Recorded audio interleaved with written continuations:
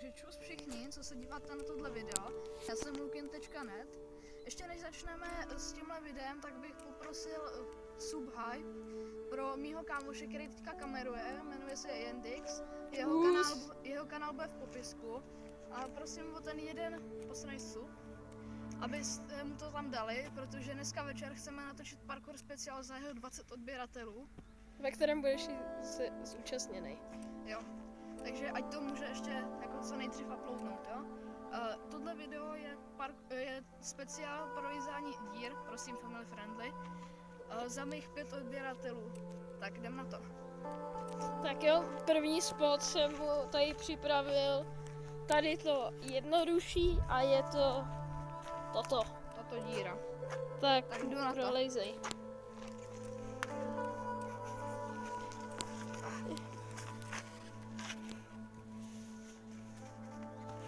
Ezo, ne?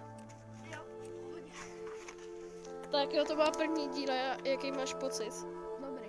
Akorát mám, ale jako dobrý boty, ne? Tohle byste všichni chtěli. To jsou speciální boty na prolízání, jo? I na parkouru, viď? Jo. Tak Přesně. druhý challenge má tady to. Tady tuto díru. Jenom protože je to všude je sluníčko, protože je skurvený léto, tak to je kapku těžší. Nožičku.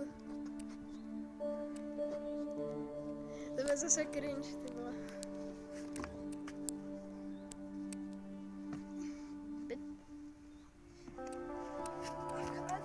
Celá easy, ne? Nebo Jo. těžší? Ale tady je všechno easy. No, tak si dej tady to, tyhle ty šprusle. Okay. Je to jak 15 centiáků mezi tím ta důra, No, takže gl. trošku přípravy.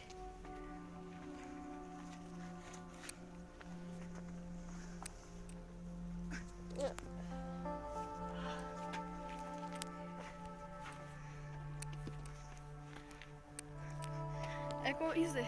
Jo? No. Tak si dáš něco těžšího, ne? Jo, vymyslíme něco lepšího. Zkusíš mezi tou lávkou?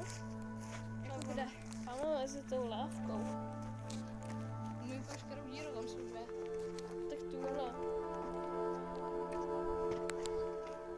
No, tak tohle Můžeš myslím, to zkusit, co? jako zkusím to, ale to asi nepůjde. Tohle asi nepůjde. Pan Jendix neumí natáčet. Ne. Rip balls. To nepůjde. Tam zkusím nastrčit hlavu. Ani náhodou. To nedám hlavu. Víc videu po špíně, ale v pohodě. Jo, Ještě jeden spot, nebo ukončíme to. já ukončíme. No, takže tohle bylo z dnešního speciálu všechno. Můj kanál bude v popisku. Jo, a prosím i pro ten jeden můj sub a koment